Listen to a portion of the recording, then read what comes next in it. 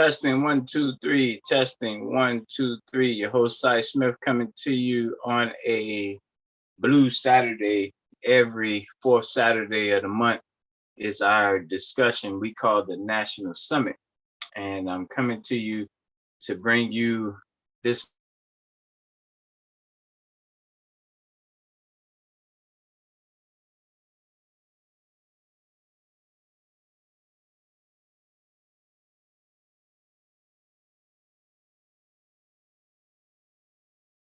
I'm ready to give you guys that update.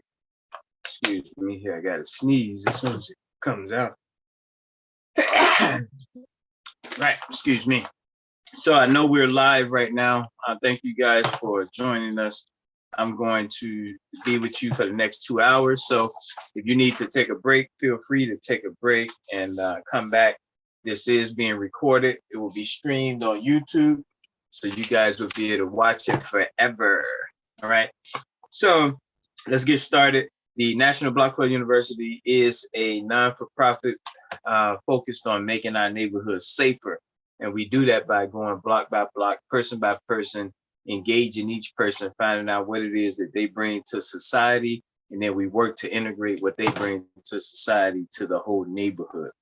I'm the founder of the group, been at this for a very long time, November 20th, 1994. So we're coming up on our 29th year here this November 20th.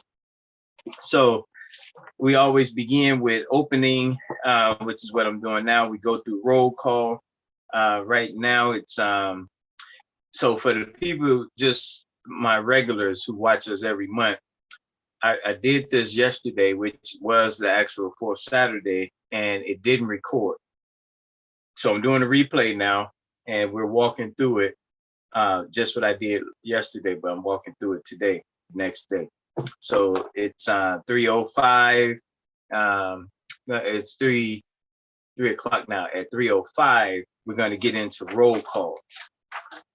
And during roll call, I'm going to go through our structure. So a lot of people who've been with us for a while, this is the time they go and get something to drink and get themselves ready because they know about the structure already. So then after 3:05, I'm going to get into at the roll call, we'll get into the good news, what took place that was good in the month of May 2022. Then we're going to get into rural America. For those who don't know, Black people came from rural America. We weren't urbanites when we got here.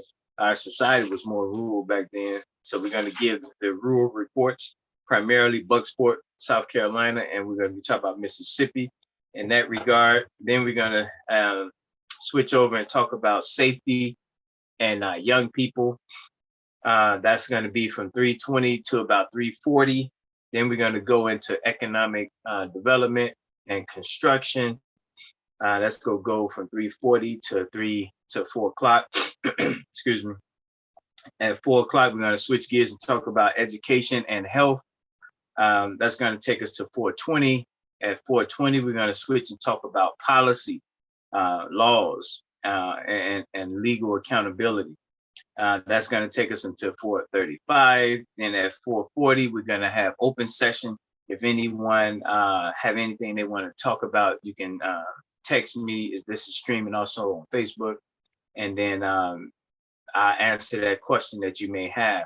And then at 3:50, at 4:50, we're going to talk about Gary, Indiana conventions. That's a big deal. And then at 4:55, we're going to close it out talking about Saturday, June 25th, which is the next national summit that we're going to have. Then at 5 o'clock, we close it out. We thank you for your time. We hope that you learned something, and then we'll see you next month. For those who are set to be back, everyone isn't asked to be back based on your last name. So that's kind of the lay of the land. It's a few things I'll be introducing along the way as well. But this summit, I want you guys to know how much of a big deal this is. I would say this, it's nothing else out there that is more anchored block by block than what we have here. So when you hear this presentation, please know that the only thing lacking and missing from it is cooperation, from the people who turn it is. Say that again. The only thing you're going to probably be able to find that's lacking is cooperation from the people who turn it is. This whole month, the whole month of May, we got 2 more days. Anyone last names S, T, and U, it's their turn. At the Wednesday, we won't bug S, T, and U last name people until next month. I mean, until November of this year. So they're gonna have 6 months on, 6 months off. Like that's a, so to not get support and participation when you have that big of a break is part of the barometer to let us know where we are as Black people in this country, then across the country when we haven't exhibited the ability to do something every 6 months. So that's a big deal. Again, this is really, really important. I hope you watch it. I hope you review it. You share with your network of people as well, because it is a big deal. I'm also going to be bringing up another screen because I'll be watching this I'll be recording and playing this from my computer as well as my phone, which is the way you're seeing me now. So let's jump on in to roll call here. So roll call is this. We had 20 zip codes in Chicago. Chicago is the 3rd largest city in America. What that means is it's a lot of territory, 270 some miles of square space. Black people are really primarily concentrated on the west and south side. In the last 40 years, we've been losing Black population. We used to be 1.3 million strong in Chicago. We used to have 700,000 registered voters. And then, of course, the white insecurity started, diminishing that, shipping our people, tearing down the projects and moving them outside the state, diluting the voting power and base here. So anyway, that's a conversation for another day. So it's 6 zip codes on the west side of Chicago. It's 6 zip codes on the south part of Chicago, west of the Dan Ryan Expressway. Dan Ryan Expressway splits the Black community on the south side. Then there's 8 zip codes east of the Dan Ryan Expressway on the south side. So I'm going to go through each zip code. I'm going to let you know which leaders technically should be on here with me today because it's their last name, S, T, and U. So we start with 60612. That's East Garfield Park zip code. That's linked to Ghana in Africa. Is linked to all of our scientists in Chicago. Is linked to Waukegan, Illinois, and is linked to Boston, Massachusetts. Byron Dickens is our governor for that zip code. He's last name D, not expected to be on. 60623 is expected to be on. That's Governor Eric Strickland. North Lawndale is the neighborhood 60623 is in. It's linked to Los Angeles. It's linked to all entertainers. It's linked to Senegal in Africa. 60623 zip code. 60624 zip code is Sandra Brinson. Sandra is our superstar. Her zip code is linked to Atlanta, Georgia. It's linked to all police and firefighters. It's linked to Sierra Leone in Africa, and it's linked to Great Lakes, Illinois. That's the suburb. So we're not expecting 2324 to be on. We are expecting 23 to get on. 60639 is Kente Kaiser. He's the leader, the governor for that zip code. His zip code is linked to Memphis, Tennessee. It's linked to all our journalists in Chicago. It's linked to Nigeria in Africa, and it's linked to Highland Park is the suburb. Not expecting Kente to be on today. 60644 is led by Jennifer Price, Governor Jennifer Price. That's South Austin neighborhood. It's linked to all our lawyers. It's linked to St. Louis, Missouri. It's linked to Ivory Coast or Cote d'Ivoire, and it's linked to Winnetka, Illinois. Not expecting Governor Jennifer to be on. 60651 zip code is linked to Governor Cornetha Jones, last name J, not expected to be on. Her zip code is linked to all our chefs, restaurants, caterers. Is linked to Birmingham, Alabama. Is linked to Western Sahara in Africa, and is linked to Kenilworth in the suburb here in Illinois.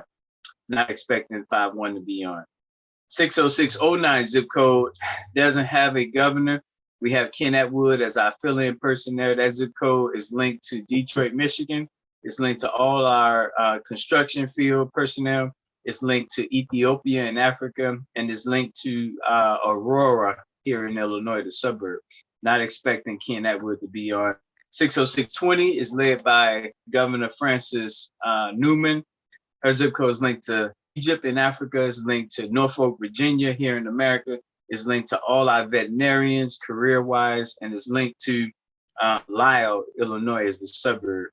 Not expecting 60620 to be on. 60621 zip code is linked to, is led by Chastity Freeman, last name Freeman, not expected to be on. That zip code is linked to New York City, is linked to Sudan in Africa, is linked to all our engineers and tech people, computer repair personnel. And then it's linked to Hinsdale as the suburb that is linked to. Okay, then we have 60629 linked to Djibouti in Africa. It's linked to, it's led by Deborah Pryor. That's the governor for the zip code. It's linked to Djibouti in Africa. It's linked to Washington, D.C. It manages all our business professionals, coordinates all our business professionals. And it's the suburb that is linked to is Clarendon Hills. Then we have 60636 zip code led by Governor Denise King, last name K, not expected to be on. Her zip code is linked to Somalia in Africa. It's linked to all of our gardeners. It's linked to San Diego, California, and it's linked to Naperville, Illinois as the suburb. Not expected 60636 to be on. 60652 is led by Governor Brittany Corner. That zip code is linked to St. Paul, Minnesota, Kenya, and Africa. It's linked to all of our politicians, and it's linked to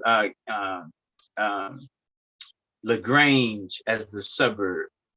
All right, then we had not expected 60652 to be on. 60615 zip code is led by Governor Joe Merles. Last name Merles, not expected to be on. He's linked to Congo in Africa, New Orleans here in America, linked to all travel agents as the professional, and is linked to the suburb that is linked to is, and I'm drawing a freeze that I'm not going to hold this up on that, Bensonville. Then we have 60617 zip code that's linked, led by Chrissy Williams, last name Williams, not expected to be on. However, next month is B through Z, so we expecting Chrissy to be on next month summit, but not expecting her to be on this one. This zip code is linked to Kansas City, Missouri, Tanzania in Africa. It manages all our teachers in Chicago, and then it's linked to Itasca as the suburb. Not expected 60617 to be on. 60619 is led by Governor Erica Dunn, last name D, not expected to be on. Her zip code is linked to all investigators professionally. It's linked to Philadelphia. It's linked to Angola in Africa. And of course, River Grove here in Illinois, that's the suburb. Not expected 60619 to be on. 60628 is led by Governor Charles Robinson, last name R. He was last month, not this month. So we're not expecting anyone on from 60628. That zip code is linked to South Africa. It's linked to Roseland neighborhood in Chicago. It's linked to all our nurses professionally. It's linked to the Schaumburg suburb here. Then we have 60637 zip code, Governor Claudette Reddick, last name R. She was last month along with Governor Charles Robinson. Her zip code 37 is linked to Elgin as the suburb. It's linked to Zimbabwe in Africa. It's linked to Milwaukee, Wisconsin here, and it's linked to Elgin as the suburb out there. 60643 zip code is linked to, we're led by Diana Barnes as the governor. Is linked to Cleveland, Ohio. It's linked to Botswana in Africa. It's linked to all doctors and dentists we have in Chicago. And then it's tied to the suburb. What's the suburb for 60643? It'll come back to me.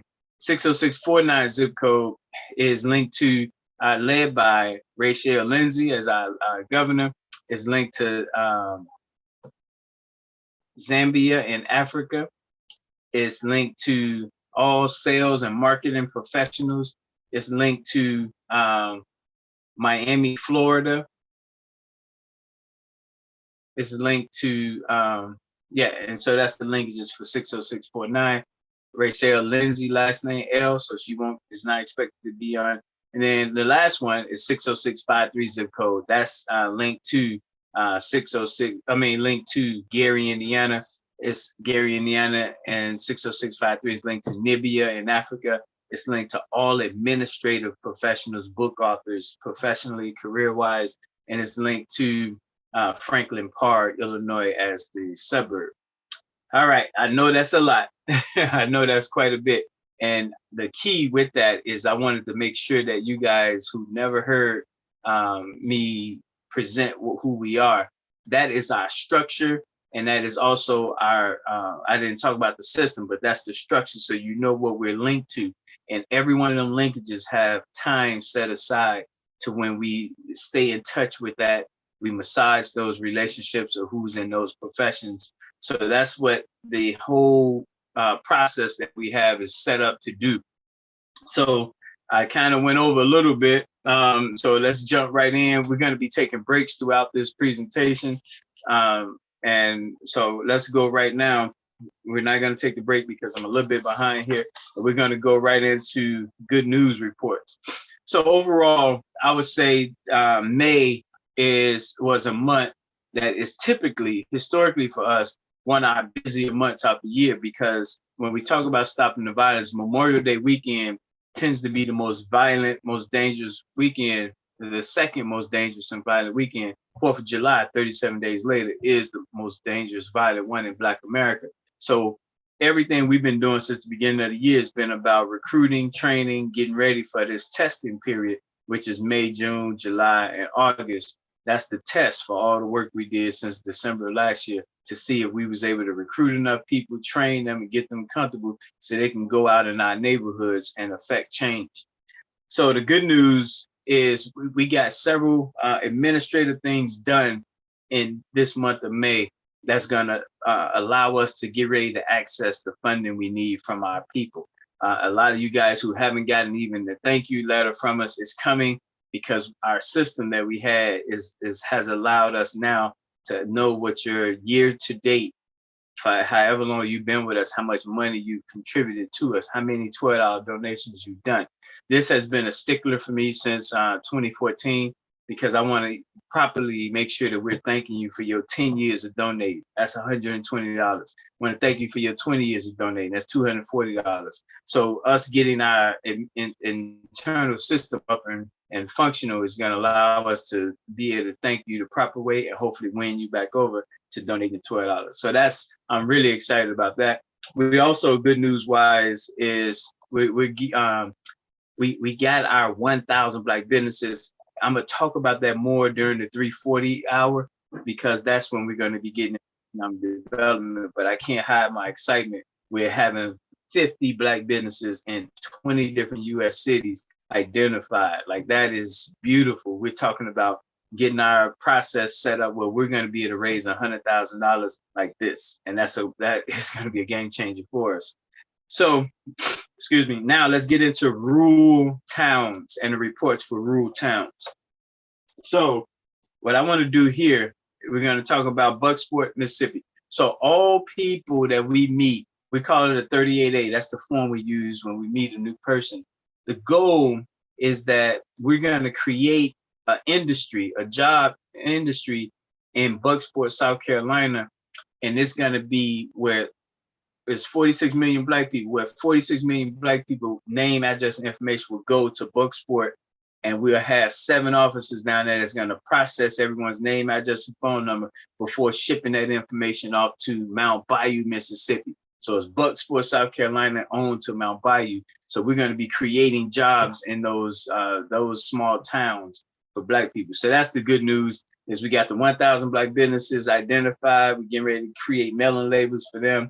And of course, the news about how we're restructured ourselves to get ready to hopefully take this thing to the final level, since we've been working on it for 29 years.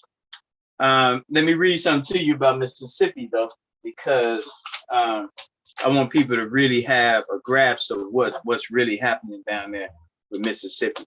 So first and foremost, this here is what we're doing for all 108 towns in Mississippi. And I might be able to pull it up because I can share the screen. Yes, this is going to be awesome here, so you guys can see what I see.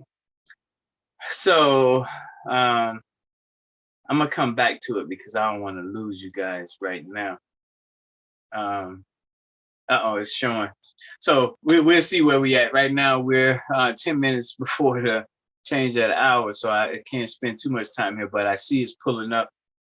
I'm gonna cancel this in a minute because I want to make sure that I'm able to speak to you more than showing you the screen here. We're discussing Mississippi right now. And while that's coming up, I'm gonna read to you what's happening every single day when it comes to Mississippi. And this is some real exciting stuff here, Mississippi. So here we go.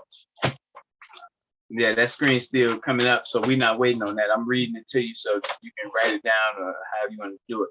But there's 108 meetings we're running from Chicago and Gary, Indiana in Mississippi. So today at 10 o'clock is the Holly Grove meeting in Holly Grove, Mississippi. Holly Grove, Mississippi. I'm gonna zoom in on this. This is not what I'm talking about. Holly Grove. So if you know people in Holly Grove, we definitely wanted to let them know what we built for them to create jobs and put people to work. Bentonia, Mississippi. Bentonia, Mississippi. If you know anyone there, we want to know them too. Hazelhurst, Mississippi. Hazelhurst, Mississippi. We want to know them. DeKalb, Mississippi. DeKalb, Mississippi. Walnut, Mississippi, and then Jackson, Mississippi.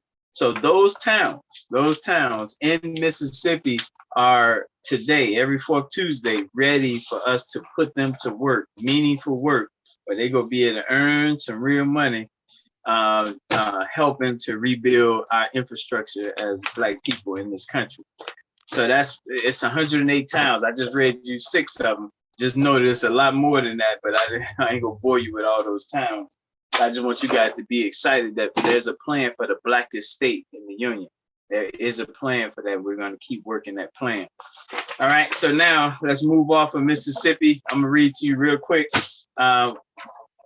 We found 34 towns just south of our towns that I just read to you. So what's south of Holly Grove, Mississippi? And these are the purpose of this is we already have 108 towns in Mississippi, but those are kind of the well-known towns. So we're gonna every month focus on a different area in these towns. So this month we're focusing on all 108 towns who's south of them, and so that allows us to meet a total of 108 new towns every single month, if or 4 times a year, which is quarterly if we do it the right way. So we got 34 of the 108 that we met this month, and now we get to mail out to them, introduce ourselves to them, and hopefully win them over. So next month, we're going to be back to updating the newsletters for Mississippi. So that's the report there. We're going to go ahead now and pause. We're going to come back in 3 minutes, which would be at the 55 hour. And when we come back, we're going to be talking about safety, which is a big, big conversation, big deal. All right. Thank you, guys.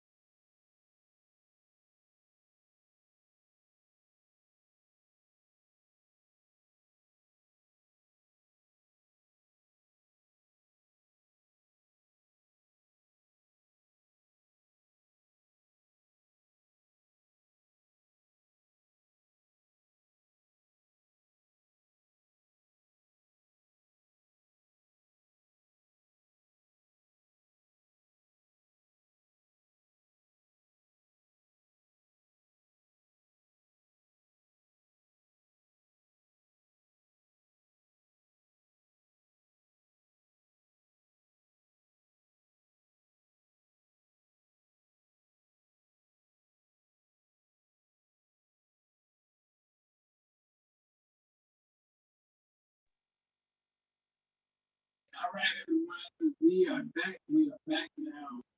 And so I want to bring the screen up. I'm going to share the screen with you guys here so you know exactly what we're just doing. And this here is the 8 different documents that I show. See if it comes up right here. Yep, there we go. Okay, so this is the conversation we're getting ready to have right here. Let's see, why am I not able to see this one here? So we're talking now about safety. And so every every Memorial Day weekend is the kickoff for the violence, unfortunately, Memorial Day. Then you have 37 days later, 4th of July. And then after that, we have 63 days before Labor Day. 3 holidays where Black people are free and not having to go to work. And we typically see more bloodshed. What we want to see happening in our community is we need to establish a different set of habits, a different schedule, and a different network in addition to what you already have. So we want to add this lifestyle addition to what you have. And over time, we think people will choose this pathway that is going to be netting them stabilization and fun and exciting things in their world other than being out here as a sitting duck or out here on the hamster wheel going back in the circles. So let's get to the key with safety is lifestyle, habit, schedule, network.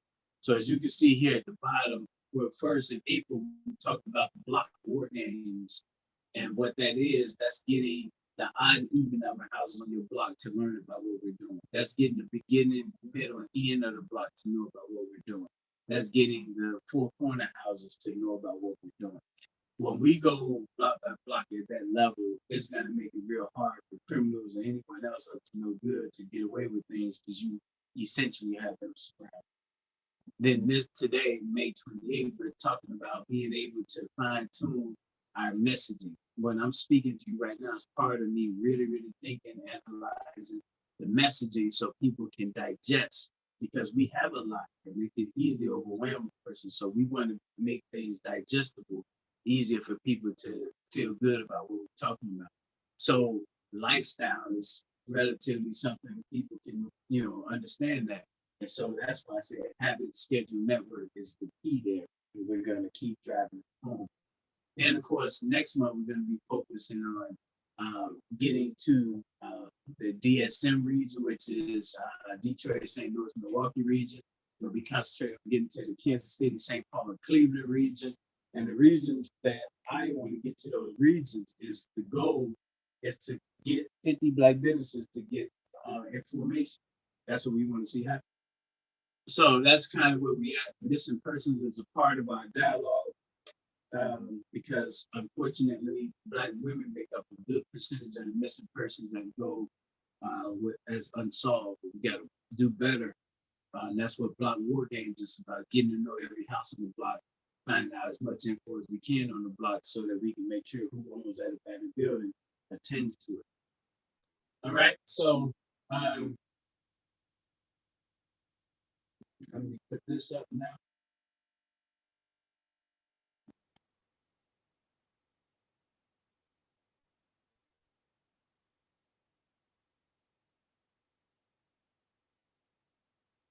Okay, now this here goes back to roll call. But I think it's important to guys see this. So this is our whole structure right here. At the bottom floor is 1 through 20 is the headquarters, which is Chicago. Floors 21 to 40 are our suburbs connected to Chicago. Floors 41, the third set of floors, 41 to 60 is our U.S. sister cities. The fourth deck of floors, 61 through 80 floors, is our African countries. Floors 81 to 100 are our professions: carpenter, bricklayers, plumbers, teachers. That's the profession. And then the small piece are the 7 daily living habits. So when we embrace this, and when I say embrace this, not all the time, but when you at least know about it, then you can use it when it works for you. When it makes sense for you to use it. When it's not, then that's fine too. But the more people we can get to know the structure, it's gonna make it better for them because now they have options. They know how to engage and get people together. All right. So unfortunately, um, right now we're at the 30-minute mark. So the conversation should be switching over here to talk about those vacant buildings and missing persons. So let's take a break again. We'll come back and then we'll dive into that. Thank you.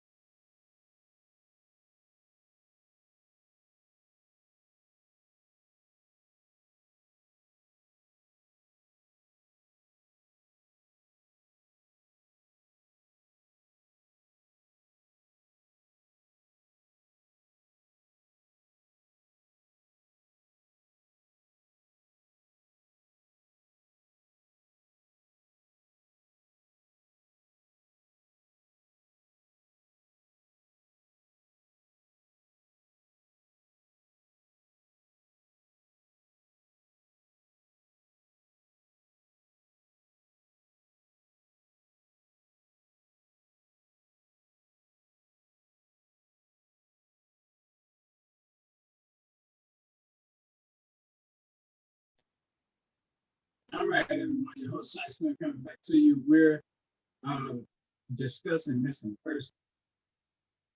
What I want to do right here, I'm going to try to blow this up big enough so that you can see it. Okay.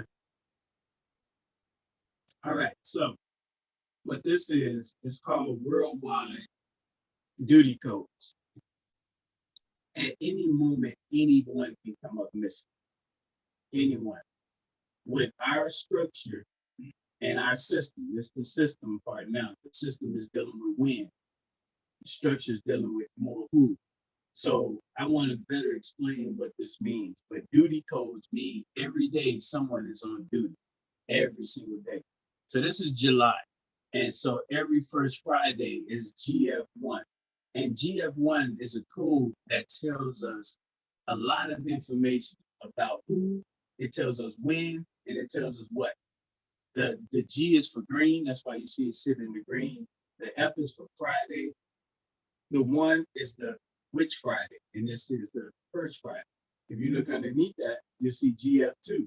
That's July 8th, because that's the green, is green, it's Friday, it's the second Friday. So I just want you to know that the alphabet tells us the color. The color matters because in every city that we're in, we color code every single block. And that allows us to better be able to search, engage, reference, or deploy people to certain blocks with a certain amount of expertise. So that's what this here tells us. If something happens on 4th of July, we know GM1 is on duty. GM1 is on duty. So that's Denise King, that's 60636 zip code. That's all of our gardeners. So this covers every day. Thursdays, we'll talk about that another time, but this covers every day, always someone on duty. So now when someone come up missing, we can search our blocks. We can find out the latest from our people block by block. So that we have the system, the structure in the system. I just wanted to show you guys that. And this goes for every single day, as you can see here.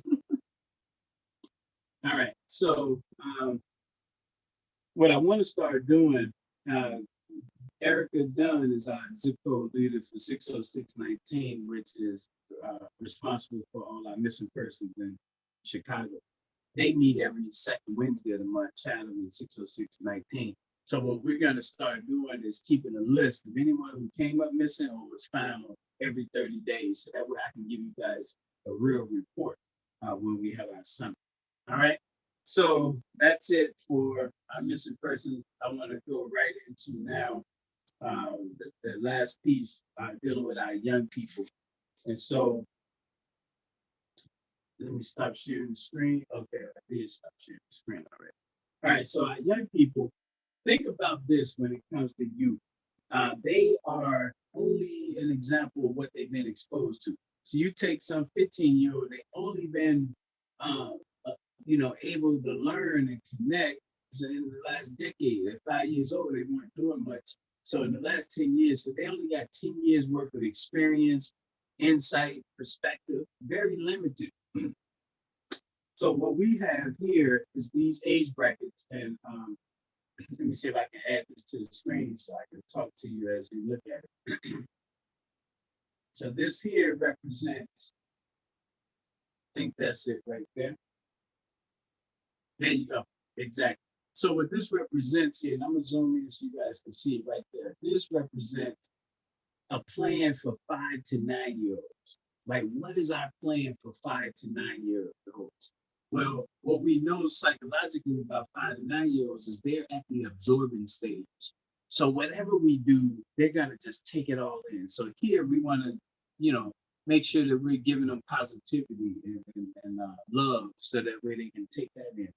At the second stage, 10 to 14, is when it gets a little bit more challenging for parents. So at this stage, they're getting into the competition stage, but now they're competing. So what we got to do as adults is at this stage, we got to give them constructive competition to do, not the negative competition, meaning, hey, I'm giving you $100 who can spell X, Y, and Z the fastest. I'm giving you $50 who can put this puzzle together. So let them compete, but let it be done in a way that's going to inspire them, but also engage them and then teach them all in one. So that's what we do for the 10 to 14-year-olds. So them getting out of school, what do we have in our zip codes that's going to challenge, let them compete positively, 10 to 14-year-olds?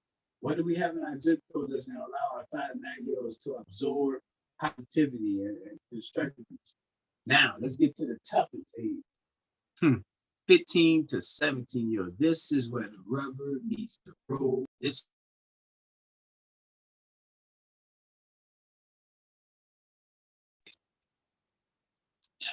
news is we have National Block Club University uh, structure, which is what we have right here to talk about that.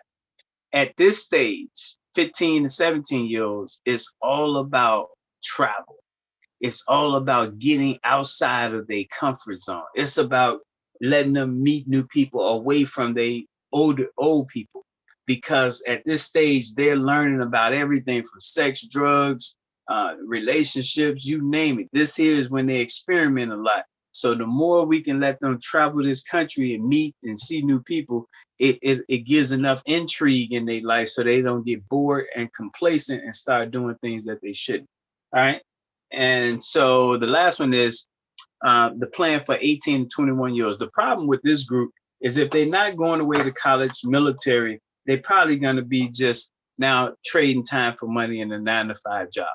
And at that stage, they now are going to be an adult. So they're going to be like the 15, 17 years trying new things. And so our vision for our 18 to 21-year-olds, the 18-year-olds will be tied to Mississippi. So they're going to serve time in Mississippi. We're going to help them buy some real estate with no money down.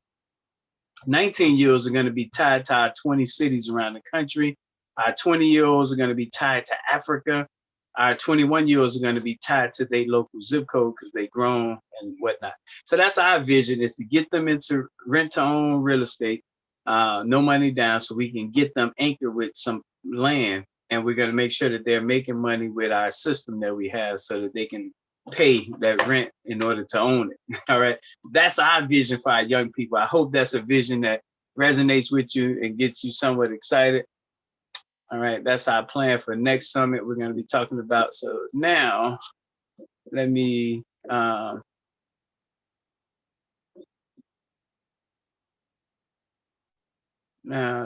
go back in there and let me stop this. Stop sharing. Okay, there we go. Now, all right. So it's time for another break. We are now going to be switching gears when we come off of this break, and we're going to be talking about economics. Got a lot to talk about with our 1,000 Black businesses. This will only be a 2-minute break here.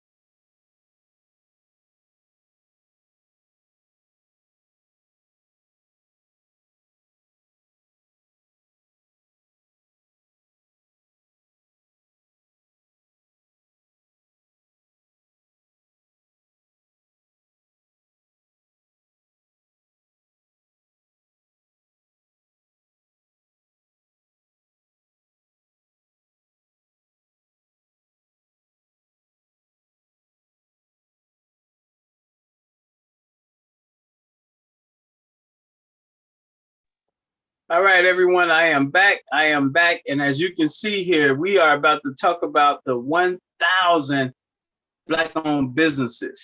Every Wednesday is Economic Day.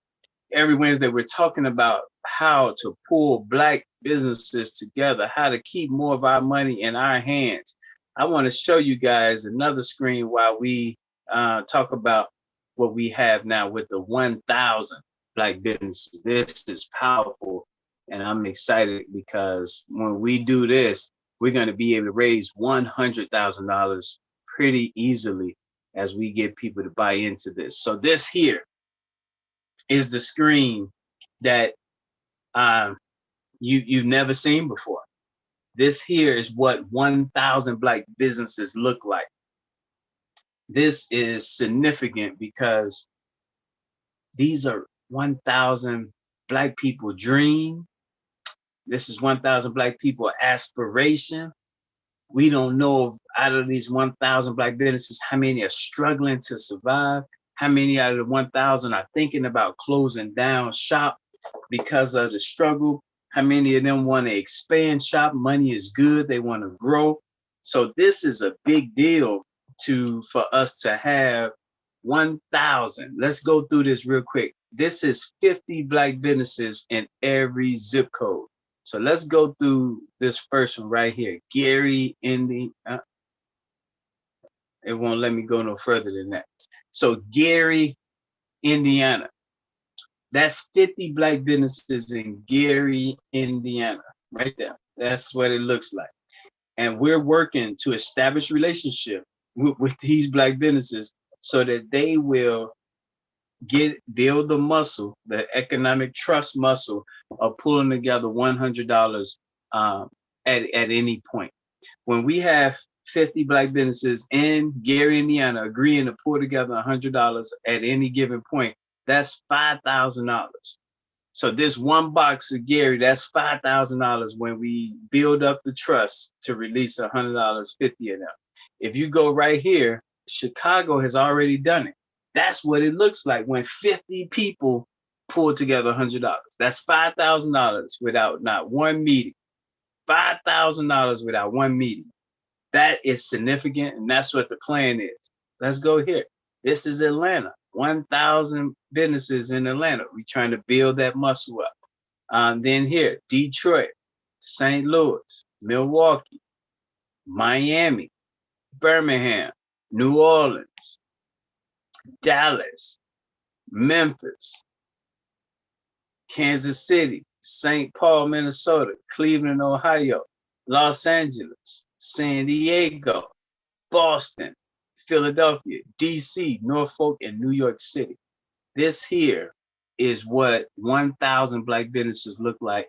The next 6 months will be about engaging all 1,000 and asking them to join this movement to get us as Black business owners to pool our money together, raise this $100,000, make it where we can raise this consistently, because we see how it's taking turns going throughout each of our cities, making our neighborhoods safe and strong. I know you guys probably got questions, so just text me your questions and I'll be able to answer them. But that is the biggest excitement that I have when it comes to our businesses. We had so many great stories. One is a Black couple out of Philadelphia. They're a Black diamond dealer. I haven't seen that nowhere else. Milwaukee, I didn't know so many Black nail salons in Milwaukee.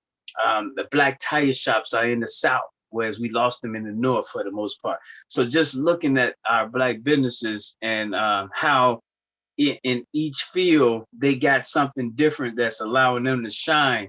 And that's going to be powerful as they get to know each other and we grow and we become our own bank to finance our people.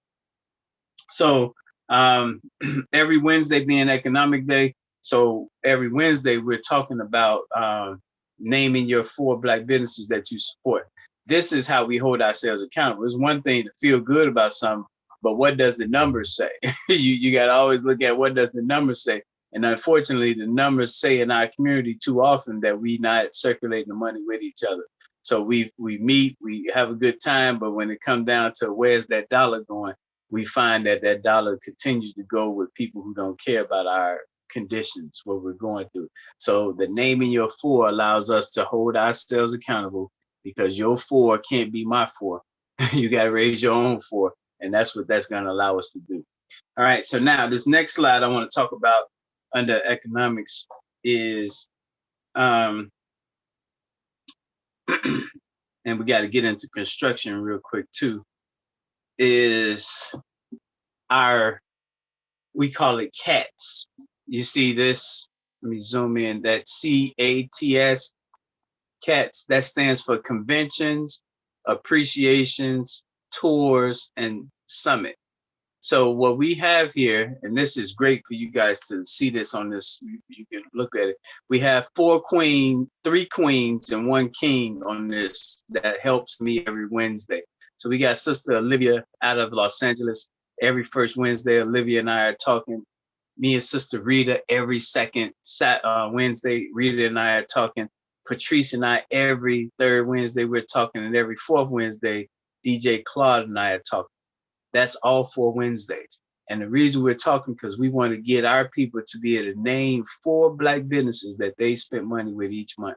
So that's a big part of it. Now, if you see here, and I want you to pay real close attention up here, this yellow symbol up here, this oval, is conventions.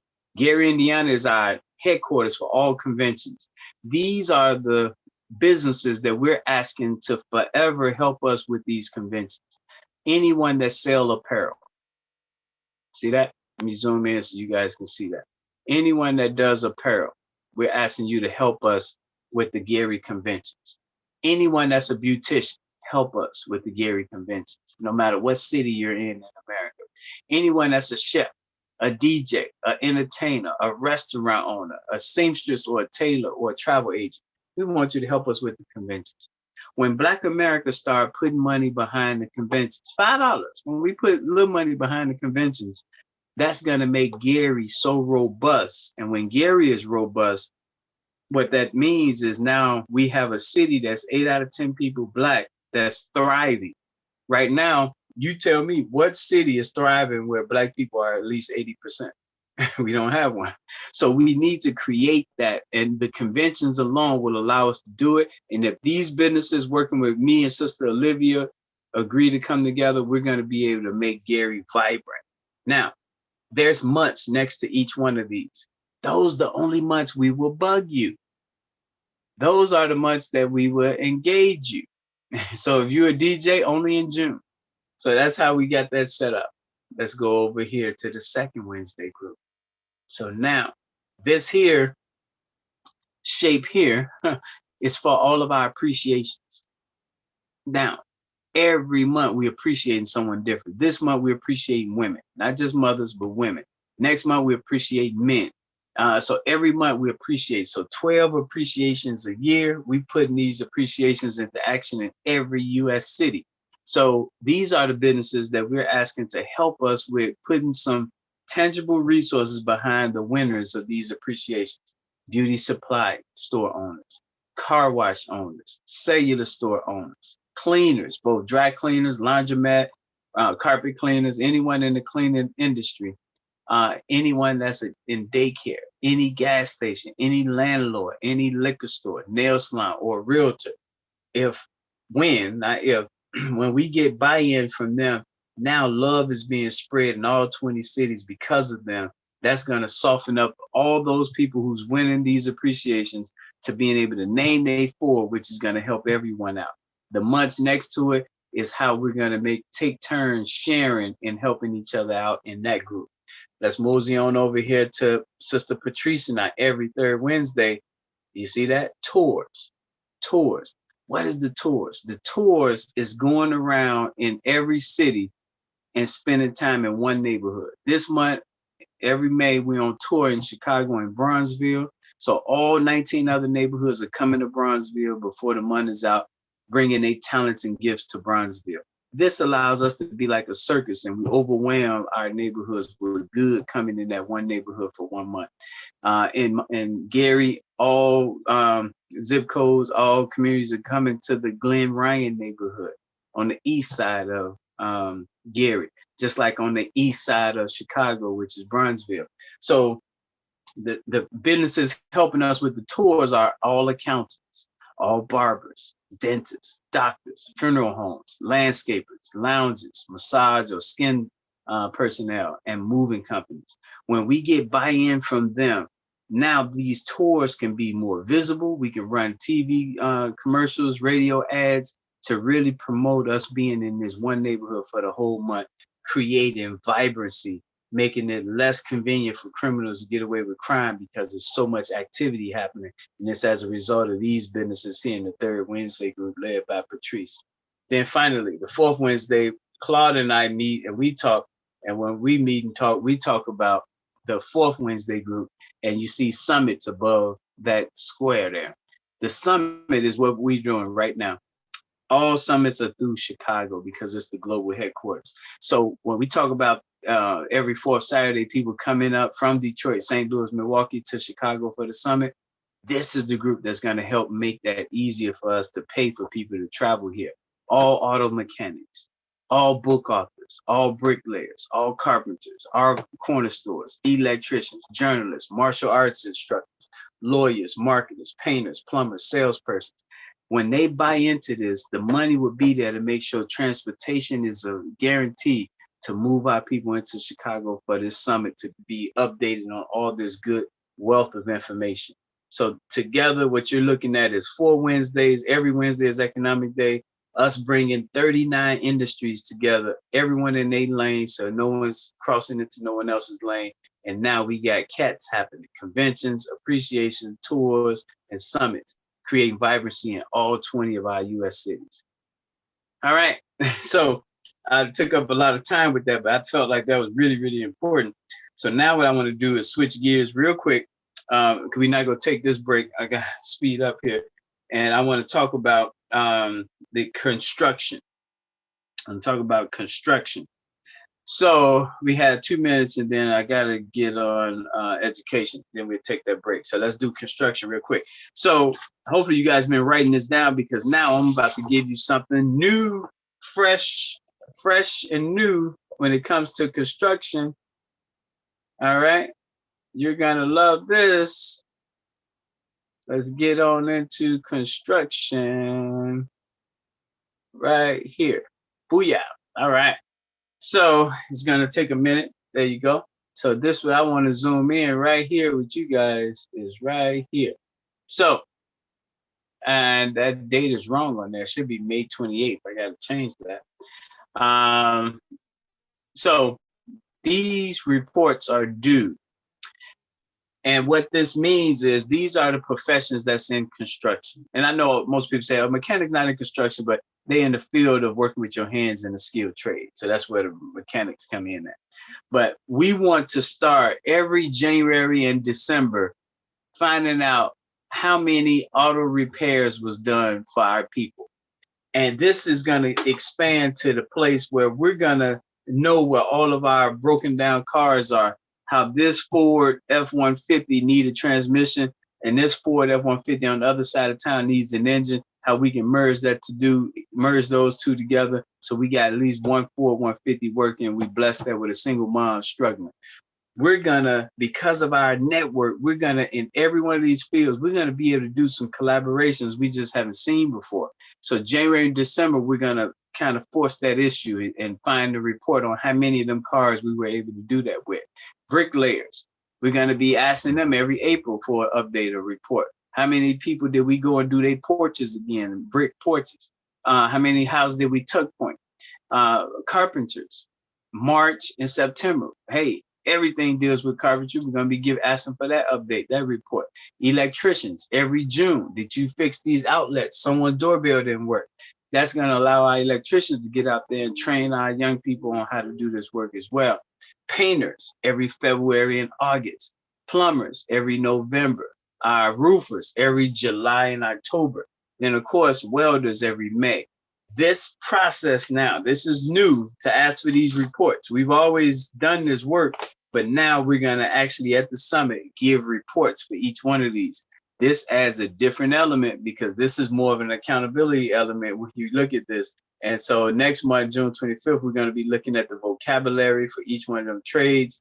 We're going to be getting a list of people who need these home repairs so that way this wish list will allow us to have a training list for our people. We just don't want to see other ethnic groups in our neighborhood making money that need to be helping our community and our people inside the community. All right, we're going to take a break here and then we'll come back. And when we come back, we're going to be switching gears to talk about education and our health. So education and health is when I come back. We're going to take a 2-minute break here.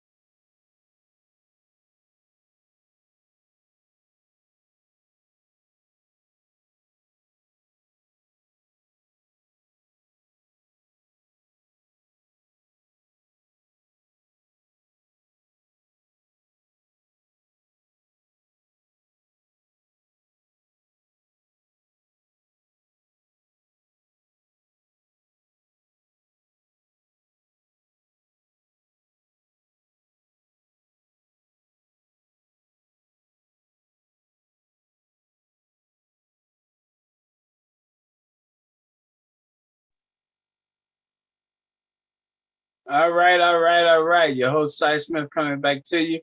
I see I got to go in here and change all of these. I got May 22nd. It should be May 28th. I apologize for this.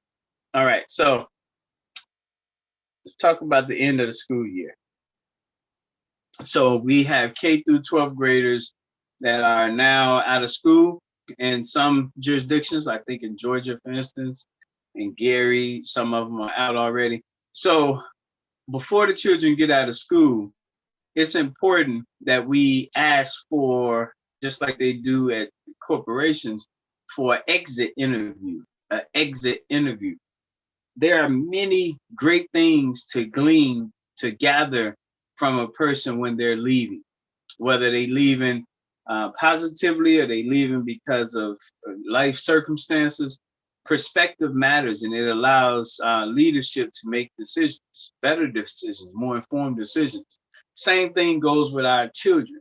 What would an exit interview look like for a kindergartner, 5th grader, 3rd grader, 9th grader? And it's as simple as, hey, list 3 good things that happened to you this school year. List 3 bad things that happened to you this school year. Hey, kindergartners can answer that. So that allows us to compile information directly from the horse's mouth, as they say. And that's 3 good things, 3 bad things. Then we can go a little bit deeper and ask, what happened that was unexpected for you in 5th grade? What happened that was unexpected for you in 9th grade? Like, that allows us to capture some great information. And then something to the effect of, what is your message to the incoming 3rd graders? What is your message to the 5th graders? And that calls this critical thinking, but it allows us to have something to offer that incoming 9th grader, that incoming 7th grader, when they find out what happened that was unexpected, when they find out what the message is for them directly from their peers. So this is something that we want to make sure that we are making sure our education blocks and zip codes can start driving this, because we really should be capturing this info from them when they're getting out of school before they go too far and forget. All right, so that's what I wanted to put out there on that end. Now, the other thing I want to look at is the different career fields and why that matters so much. And I'm not sure if I have that slide. Let's see if I have that slide I can put up for you guys when it comes to the different professions, especially for new people who never seen us and how we operate. This to be really, really good for them to know what we're doing on an education standpoint with K through 12th graders.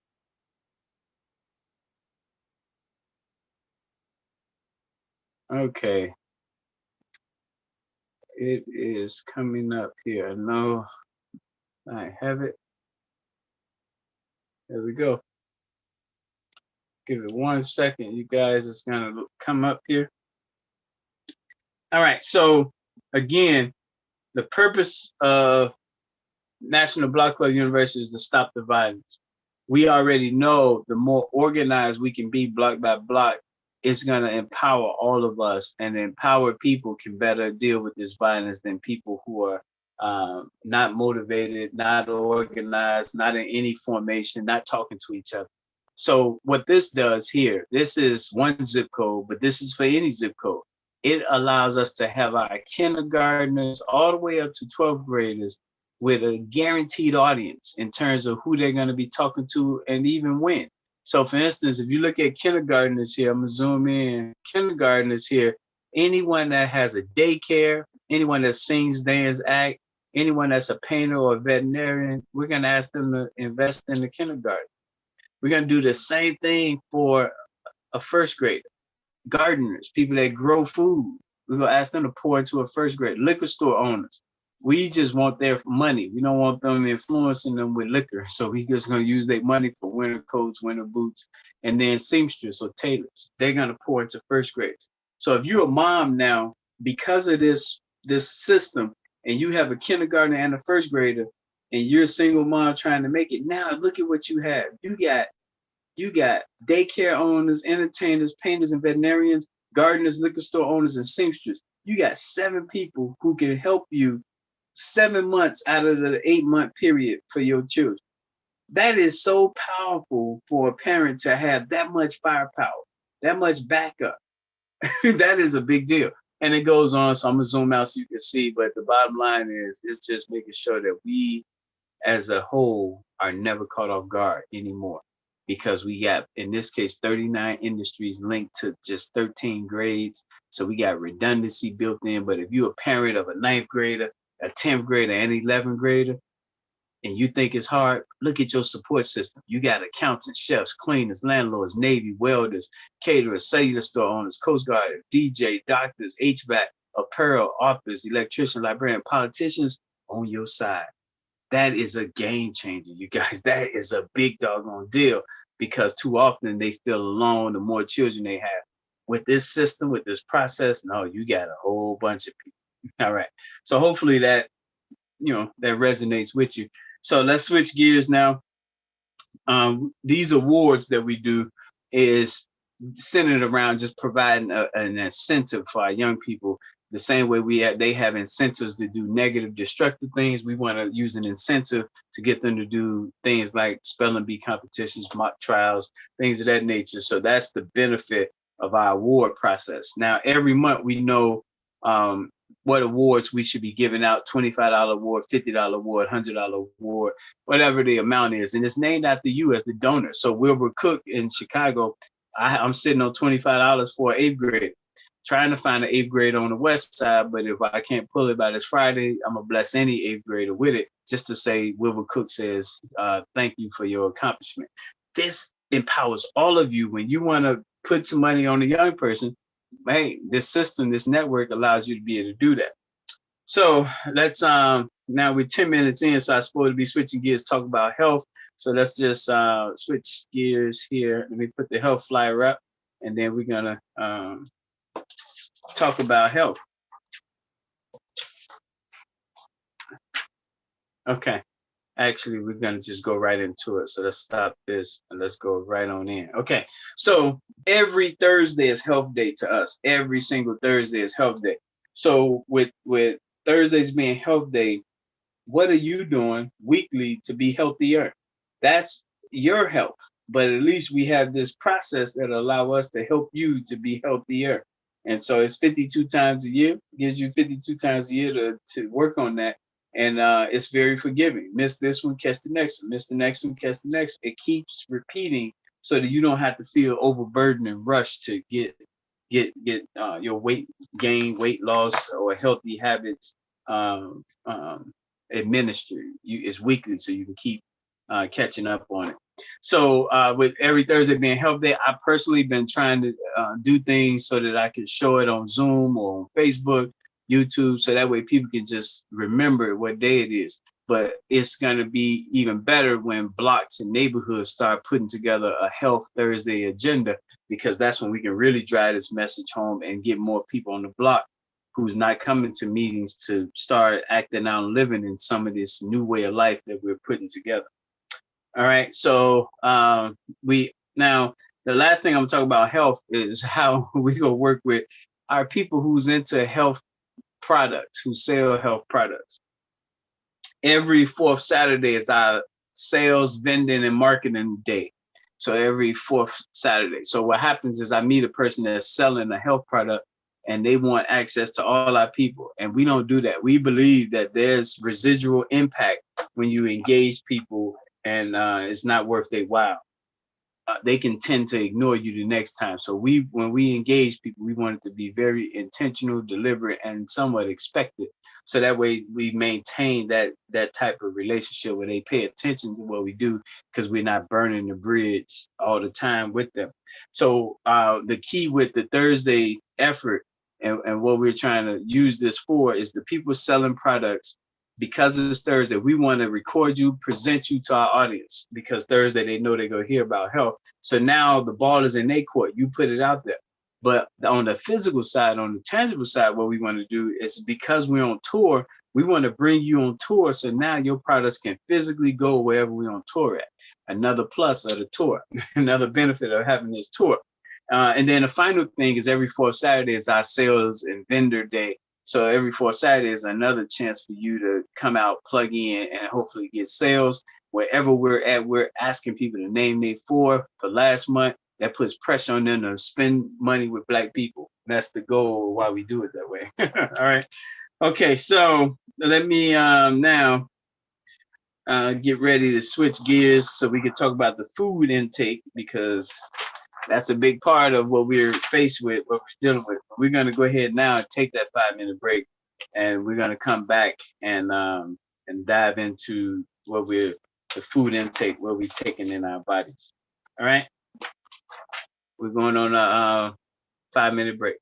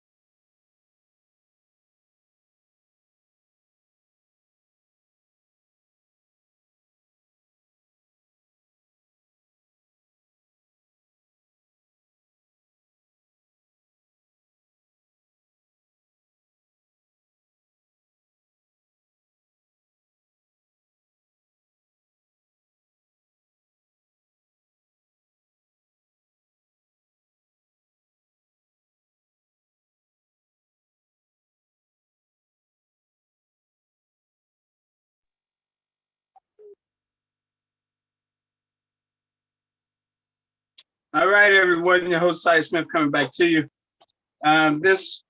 Before we go into the next topic, I do want to just let you guys know Ena Jones out of Chicago is our Black queen that is doing major stuff, doing the heavy lifting on her own. And she's in 60621 zip code with her organic store that she's opening up. It's supposed to have been June 15th. She's running into everything from people breaking in, stealing the cables. These are the type of things that can discourage a business owner. And so the plea that I'm making with you now is if your last name is STNU, people like Ena Jones, who's opening up a store, Black grocery store, like let's encourage, let's support financially with that. And next month is V through Z last name. So next month, y'all support her. But imagine what this would do for a Black queen trying to open up a store with holistic, green, organic food for us. If every month people are sending resources to her, financial resources, because it's costing for her to operate. This is a mentality, a mindset. And if we're sticking to the last name solution, there's only twice a year that you're doing or being asked to do something. So it reduces your burnout by having this process. So STNU people this month, hopefully you supported NBCU already. And if you have now, we want to see if you can send some support over that way as well. And next month, V through Z. All right, so I just want to put that out there when it comes to that healthy store that she's opening up in 60621. And she has a farm in Georgia too. All right, so now let's talk about food. Food. So we have zip code 60651. That's our restaurant and caterer and chef zip code. That's in West Humboldt Park, Chicago. It's in Birmingham, Alabama for the national restaurants, national chefs, national caterers. Now, we also have 60636 West Inglewood in Chicago, San Diego in California. They're in charge of growing our food, which is the garden or the farmers network. So what the restaurants prepare and present to you for consumption, it starts with manufacturing, which is the growing of it, coming out of 60636, coming out of San Diego, Somalia, if you're in Africa. So imagine our community when people really buy into that. And we got Birmingham, San Diego working lockstep to make sure our food is grown and on our tables, and that the money that we spend on that is coming right back to build our community up. That's going to be real powerful. So let me give you the breakdown of what we're trying to do on the food end. So because we know it's repetition that is going to allow us to flow with this, we're saying, can you personally set aside $1 or $2 to buy a cucumber or lettuce, to make something that is coming from Ena or Fred Carter or our brother Mr. Summers, any of our people who are out there growing food. We want to know, will you support it with a couple of dollars? Now, the key is logistics is always the nightmare, or could be the nightmare, because how do if I got 1,000 people send me $1, how can I go to 1,000 places? So that part, we're going to work it out, because in the ideal scenario, you'll go to your zip code versus us trying to go to 1,000 different places. We'll work out the details. The point is this: can we show that we can pull our money together to support our own Black grocery store? That's the point. And that's what we want to do. And as we support this, she can grow and expand and become even bigger. And that means more conscious Black people helping Black people. So we want us to buy some of our food. We get it. You do neck bones and grains, and you need this many grains, and we only got this little amount. Put some seeds here and go ahead and do your rest of your big thing, because at the end of the day, you got to do what you got to do. But we also should sow some seeds over here to build something on our own. All right, so now we're right where we need to be. When I come back, we're going to be going into the policy and legal arena. We're already now just at this point, an hour, 8 minutes away from this conclusion. All right, I know it's been a lot of information. It's being recorded, so you can later go back, rewind, and capture it. So we'll be back in 3 minutes.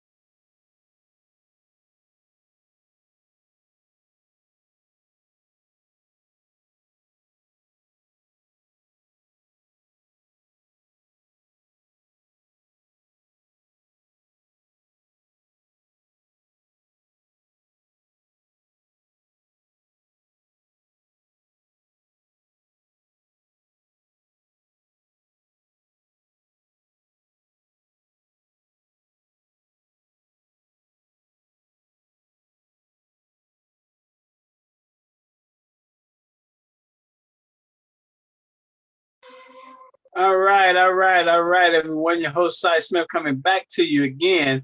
Now we're going to get into policy. So let me pull up policy so you guys can see what we're going to be talking about when it comes to policy. We got the right date on this one here. All right, so last month we talked about creating a Mexican policy of supporting them, but making sure that it's done in line. So right now, they're jumping ahead of the line.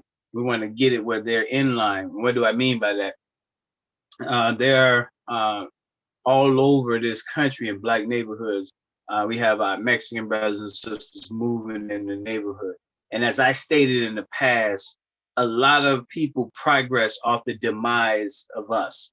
And then this is a perfect example of progress off the demise of us. It wouldn't be room to move in our neighborhoods if those neighborhoods weren't allowed, primarily by political figures, to deteriorate, to be so violent, to be so isolated that people left, paving room for others to come in. So, and last month, it was about making that agreement up on what it looks like for us to be the better human beings we should be and love everyone, but make sure that we right some of the wrongs historically that's been done against us. So now we're getting ready to get into some of the most complex portions of our conversation. And this is a real learning opportunity for Black people, because this is going to get into what should our direction be? What should our policy be? So I'm about to introduce to you some terms that you probably never heard of before. So the first one is Lomé Convention. This is near Benin and Togo in Africa. So it's western part of Africa, around Ghana and that area there. Back when I was born, 1 month, I was just 30 days old when they met in Lomé and a convention. This was Europe and some Africans in what they call is the Caribbean, Africa, the Caribbean and Pacific states, ACP. They met, and to me, which was about Europe clearing their conscience of the wrong that they've done to Africa. So they came up with a way of trying to make sure that Africa had stable, strong governments so that they could be good partners. Well, when your ancestors did what they did, I don't think that was a realistic goal. This Lomé Convention 1975 was designed so that Africa can get its products into the European market to sell. Well, with white attitudes, I'm not sure that would flow, and it probably didn't flow. But the bottom line, they came back together 25 years later at the Cantu and came up with the Cantu Agreement, and that lasted for 20 years, from 2000 to 2020. And in this agreement, they said, no, now Europe can put its products in Africa. So it looked like a step backwards to me, but who am I? I'm all the way here in the United States of America. So Lomé Convention was about Europe saying to Africa, we're going to help you guys out. To me, and translation for Black people, it was Europe's way of clearing their conscience that they trying something when they should have been talking about reparations, repairing the injury that their ancestors did to Africa, returning Africa's animals out of your zoos, returning Africa's artifacts out of your museums, returning, Africa diamonds back, all the stuff. You can't do all this stuff and not return the stuff that was taken from evil people. All right, so Cantu Agreement, let's talk about that. Personally, every 18-year-old and up African American should learn about the Cantu Agreement and the Lomé Agreement, because you need to know, from my perspective, how the world is laughing at Black people continuously. This agreement is of 48 countries in Africa, and for the most part, it creates stable pricing for Europe. Like, think about that. Stable pricing for Europe. So this is for them, their benefit, not us. And what Europe is trying to do with this, they're saying, is they want to create honest, fair African partners. Saying that too many of the leaders are corrupt, nepotism, the money that Europe gives them, it goes into the family accounts. All of that stuff I can see being partially true, but that's the pot calling the kettle black to me. And so we're going to work with our African counterparts, with our 20-year-olds, because they are linked to Africa. 20-year-olds help us with 100 pennies to Africa. So we're going to work with our 20-year-olds to establish real meaningful relationships with the continent of Africa. We want to eventually get to a place where the African affluent is talking to our 20-year-olds about what we think they should invest money in, because it's just a matter of time before reparations are paid in Africa. The problem is we continue at this stage to love Europe more than ourselves. And so if they gave reparations to Congo and to Ghana, I believe too often we'll take that money and buy European everything from Rolls Royce, Mercedes Benz, you name it, giving that money right back. So I want to make sure that we use our pennies to Africa, 20-year-olds, to build that conversation with our brothers in Africa and the affluent in Africa, so we can guide them on the most maximum ways to benefit our community and help they profit margins. And that is Mississippi, Gary, Indiana, and then Atlanta, Chicago. So Chicago, Gary, and then down there in Mississippi. Mississippi, because it's the blackest state in the union, and that's only 37%, but at least it's closer than any other state. So Africa pouring into Mississippi is good for Mississippi. We also want to work on Chicago, third largest city in America. It's a global city, so pouring into Chicago will help Black Chicago out as well. And then, of course, Gary, Indiana, being right next to Chicago, it's a small town, 57 square miles. So when they pour into that, it has overwhelming effect sort of rapidly. So the Cantu Agreement, we need to, now that it's over, we need to be, Blacks in America need to be talking to our elected officials as well as Africa, to make sure they know, hey, we with y'all. As you get money, we want to show you where in America we need you to pour money in too, because right now other groups are pouring money in and they bringing their people and just progressing off our demise. So the Cantu Agreement is over 2020, but we're going to be talking about what it looks like with a new awakened African Americans to partner with Africans and make it better for all of them. BLANG, you got to write this one down. BLANG stands for beauty supply stores, liquor stores, apparel stores, nail salons, gas stations, corner stores, cellular stores. This here started manifesting in Black America in the late 60s with new laws that passed allowing Blacks to move around. Whites started leaving Blacks, getting the heck away from them. And so the BLANG Agreement was when others moved in. You had the gas stations that now was owned by the Middle Eastern people. You got the beauty supply stores, the spas owned by the Asian community. You got the whites controlling the construction dollars in our neighborhood, even though it's more city Black workers than it is them, but they control it. So it's been a policy where the world benefits off of keeping us where we are. And so now what's the new policy? What are we writing up that's going to be different? And then we look for elected officials to carry that bill to make sure that they are putting it in front of the rest of the lawmakers so that they'll know what it is we want, what we demand, and we'll see where that goes. All right.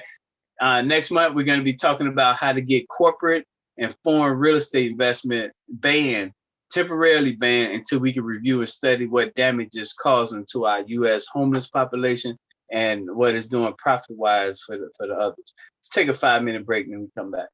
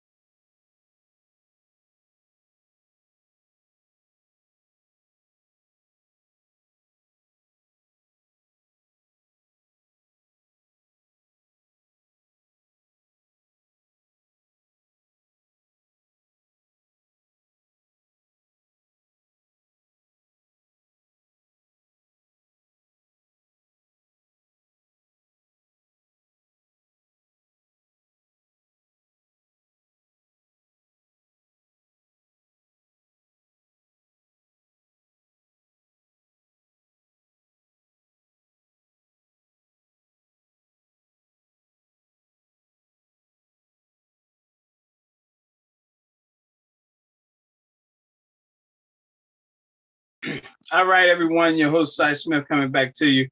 Let's talk about, and this is just an overview because I go more in detail next month. But there are corporations now competing to buy up real estate in all over the country. But we already know who's going to be the most targeted, and that's Black neighborhoods all over the country because they know our credit situation. They know how banks won't give access to money like they do other groups. So it's easy for these major corporations to buy up the real estate in our neighborhood. I have a list of articles written from St. Paul, Minnesota, to north, all the way down to Georgia, Florida, how Blacks are losing home ownership all over this country due to corporations and other groups now becoming real estate investors in Black neighborhoods. Okay, so that's a unofficial policy that people know: buy up in Black neighborhoods and you go be okay because these people will find a way to pay rent. So what will we do about that? We're going to be diving into that next month. So V through Z, last name personnel, will be asked to help us write up and type up our response to how we want to proceed when it comes to dealing with these corporate and foreign investors. I personally want to see a ban on corporations and foreign investment in underserved neighborhoods. And that's a temporary ban because we need time to study the damage that's been done. It's no way under earth we should have the homelessness that we have, and we got Saudi Arabia, people in the Middle East, and Russia owning real estate in America. Like, we don't even take care of our own, but we letting outsiders control the real estate. Totally unacceptable coming from a political party that is pro-business, even if it means foreign business. We got to deal with that. I believe we will once people see the power that we have in terms of us galvanizing together. But we're going to make sure that we talk about that next month to study the homelessness problem, the profit margins that these companies are having, and how they're doing workshops, town halls all over the country to bring in more people to help exploit our communities, our neighborhoods. So that's the policy side that I wanted to get out there and let you guys know we'll be discussing. And we always want experts who know more than we do to come on and help us. So now let's go to the legal portion now. So the legal portion is a little bit different from the policy. With the legal, I want to mainly concentrate on our mock trials with our children. These mock trials provide us with skill transfer. It gives them something constructive to do. It's a form of entertainment, these mock trials. And more importantly, it gives our retired attorneys a chance to still give back in a meaningful way. So let's zoom in here under legal. Also under legal is voter registration. That is every second Friday of the month, code GF2. Brittany Corner is our leader for that zip code, but this month is STNU. So we didn't have anyone over there. So we got no report on anyone that we was able to register to vote in our 20 cities, period, or in our 20 zip codes, period. The Governor 60644, we're going to be working with Jennifer to start these monthly reports on how many mock trials that we do in anywhere in the country, and of course in STL St. Louis, which is the headquarters for all lawyers. So that's kind of what I want to talk about on the legal side. Let's go over here. Next month, we're going to be talking about how the NAACP, which is, pretty much our legal fighting for our rights, how we want to help them get chapters created. It's $30 membership. I sent my $30 in. I got to send it in again now. But the bottom line is, if more of our people can take out memberships, and that entity is going to allow it to be a last resort, if you will. And NAACP won't say that, but we should know that it's a last resort of our people who are organized all over the country, who can fight for us and speak up for us. The last thing is Tennessee passed a law reducing a Black town ability to profit off a major car manufacturing company coming. So this just how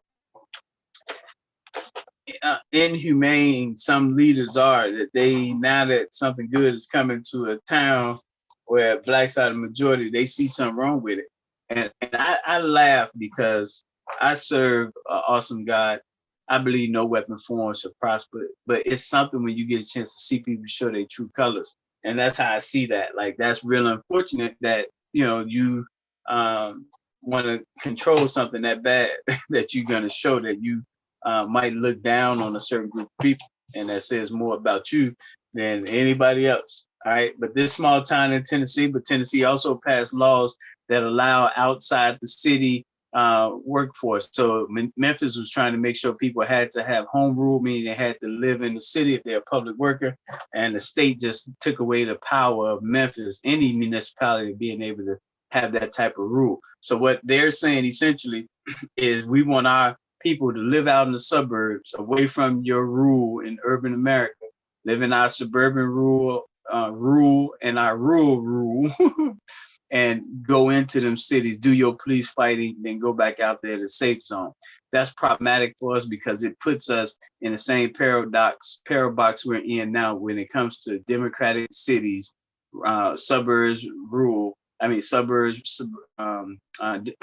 Republican, and then rural Republican. We need to get away from that dynamic because a two-party system is not good for none of us.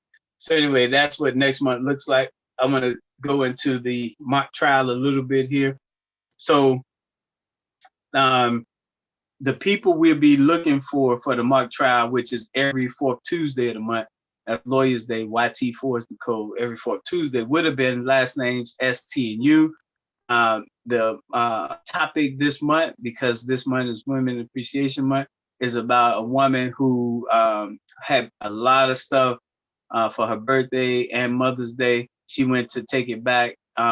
Someone had, I guess, switched the tags on it. So she ended up getting locked up when she was taking something back, and it's her birthday month. So now she's trying to recover, sue the city and sue the department store. And so that's the mock trial. And any of our children want to be attorney would have brought that case. One of them would have defended that case. And then it allow us to see their skills along the way. So next month, his last name is V through Z. So that's who we'll be targeting for the fourth Tuesday in June, which is June 28th. So this is every month. That's why I'm gonna be working with Governor Jennifer so that we can always have storylines and we can be pushing and asking our children to stretch a little bit deeper if they want to be an attorney. Learn the vocabulary, use those type of words when you understand. This is healthy for all of us if we can get our young people to drink that Kool-Aid and to buy into that operation, the way of operating. All right, so now we got the government report cards coming up. We only have 15 more minutes, so I'm really a little bit behind here. So I'm gonna do government report cards real quick. It's 20 zip codes in Chicago. So our goal is to have at least 20 report cards done. We'll do that ideally on the second Friday of the month, voter registration day. That's the accountability day as well. But we're gonna start asking the politicians to ask for this. If you're an alderman, you should want us to do this survey to find out how you're performing. So when we get them to do it, that's going to give us more buy-in, and that'll help us have more people support it. But every second Friday, the government should get its report card. Personally, I would give so much money the government is doing for Ukraine. You think about what they're doing for Black people in this country, and it's hard for me to get on the Ukraine train.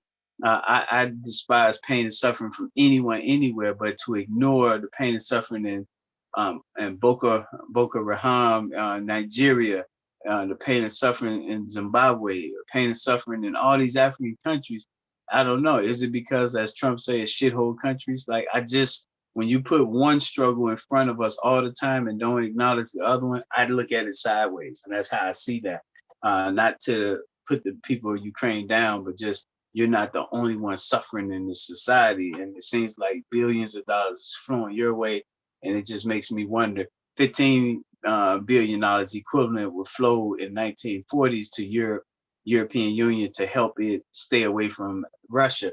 And we hadn't even done right by 21 years earlier the Tulsa riots in 1921. So it's like we finding ways to help Europe and help whites at the expense of not even acknowledging the wrong that was done by blacks.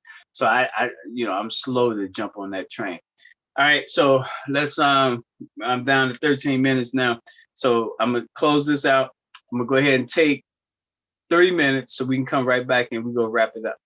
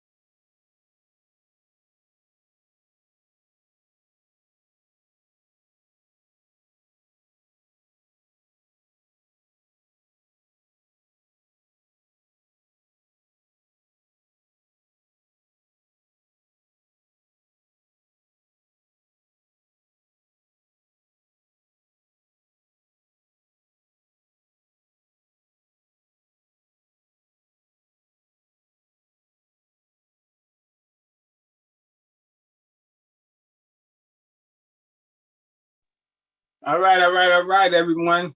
Your host, Cy Smith, coming back to you. We only had 10 minutes left. I told you these 2 hours are going to go by fast. So this is the closeout section. And so here, as you can see this month, I want to talk about the disjointed summit. Disjointed summit is necessary while we work to recover from our trauma. So as you can see here, closeout, ask through you, the summit report. Now, what I need to explain right now to you guys is what we're doing right here is necessary. Really, it should be happening 4 times a month. Right now, we're only doing it 1 time a month because when someone first hear about us, they have a lot of questions. And these questions most time won't be answered right away because for every question is going to open up, every answer is going to open up another question. The best thing is just for people just to interact, flow, host something, and then let us just participate because it's really just relationship building. So at any rate, the summit that we're doing now, it should be this month we met 12 new people. It should be Miss Holyfield, Miss Lexington, Miss Saney, Mr. Stevens, Miss Kelly, Miss Shanita, Miss Isaac, Miss Dean, Miss Richardson, Miss Charleston, Mr. Ice, Miss K. Those are the 12 people we met this month in May, meaning they didn't know us in April. They didn't know us. So now that they know us, they want to ideally learn more. So those would have been the ideal only people that we really, really focused on being on today's summit. And of course, physically, we're in Bronzeville, so the people of Bronzeville, because we're there. So I just want to make sure you guys know the flow. The flow is that this summit is more of a closeout for the month, so you can hear what's new, what we're on our way to. So it's highly informational, but it's also allowing new people to be able to immerse themselves in this new way of life, this network. So I just wanted to get that out there. The disjointed part is, as it stands right now, if I, Cy Smith, don't run these summits, it won't happen. That is a problem because it works against the way we're built. We don't want to be dependent on no one person, myself included. So if I was wasn't able to do this, it wouldn't get done. That's a problem.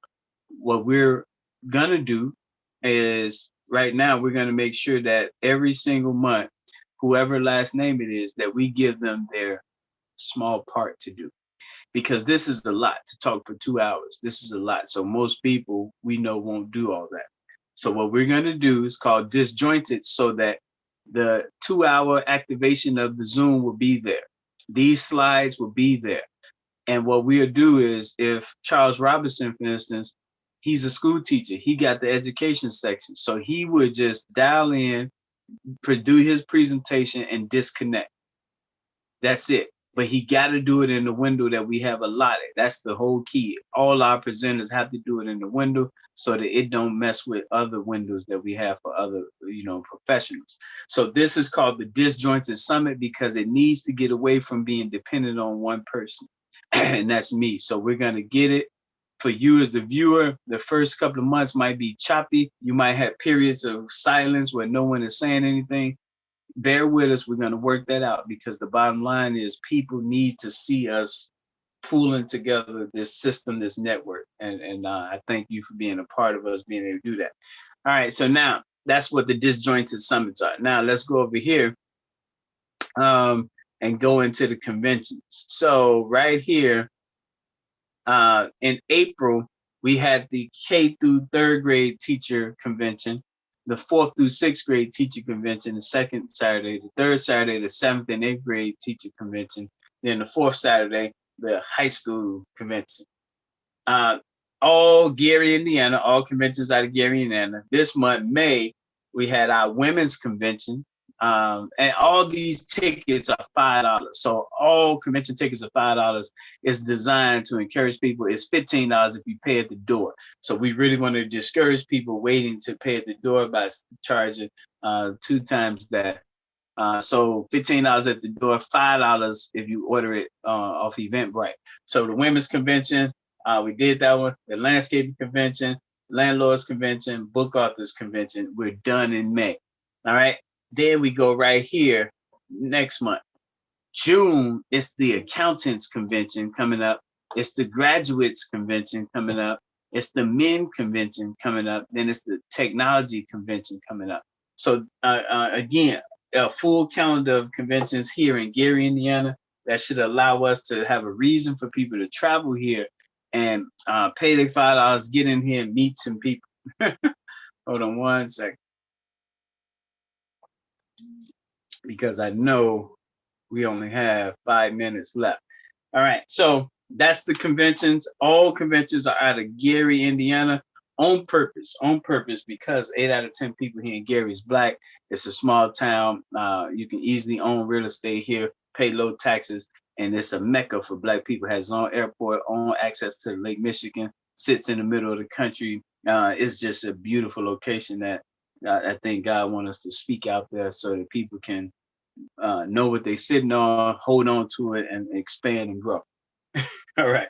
So let's get to the last piece here. Next month is June. Every June is last names V through Z. Every June. So next month, I'm going to have Williams, Waltons on here, and we're going to be going through the same process. We're going to give you up-to-date reports on who we met for each one of those industries. That's a big part of what we do. The disjointed convention, hopefully that'll be up and running. So we're going to see where that goes. Now, I'm going to read this to you, and then we're going to talk about June 25th. That's the next one. June 25th, Saturday, June 25th. That's going to be hopefully with the disjointed personnel. So in the U.S., and then we're done, Eloise Smith is our Gary person, Smith, last name S. Then we have Ariel Scott in St. Louis, last name S. Scott. Dahl Smith is our person in Memphis, last name S. Smith. Olivia, Sister Tenson out of LA, last name T. Tenson, Norma Sloan out of Philadelphia, last name S. So these are our ST&U professionals that we have across the country. Again, we're going to come back at this again in November. It's every May, 6 months later, November. Hopefully those connections would have been made and we can get them on here as well, because it's only twice a year, just like a broken clock, that we bring in these groups together. And so to miss it, it sets you back 6 months technically. So we want to make it a big deal for people looking forward to it and they not missing it because they want to plug and connect. Then the last one is in last month, we was able to get all 20 different personnel for all 20 cities. Last names P, Q, and R. So now I'm working on that for our ST&U, and this is what it's going to look like. Let me close that out. This is what it's going to look like when we had that done for all over America. So I'm going to conclude here by thanking you guys for jumping on with me for these 2 hours. Time goes by so quick. I appreciate you. Please note that we operate, everything we do is independent. If it ain't fun about us, we don't want to grow. We want to grow because we're growing it. So our philosophy is $1 a month. That's $12 a year. It's $SYRON if you're using Cash App. It's my full name, Syron Smith at Yahoo, if you're using Zelle or PayPal. Every person, when you look in the mirror, the question is, did I do a part? Did I do a part? So we're asking you to send in your $, send in your $12 for the whole year, and just watch us continue to grow. Pass it on to your adult children, grandchildren, anyone over 18. We want to see them sow seeds in so this thing can grow. This message can get out to all our people. We can get all our people in formation. All right. So until next month, until we meet again next month, I want to thank you guys for taking time out. Please get your $12 in. We need it. Every second it allows us to grow, get stronger. And see you guys the next meeting that we have, which is June 25th, Saturday, June 25th. Stay strong.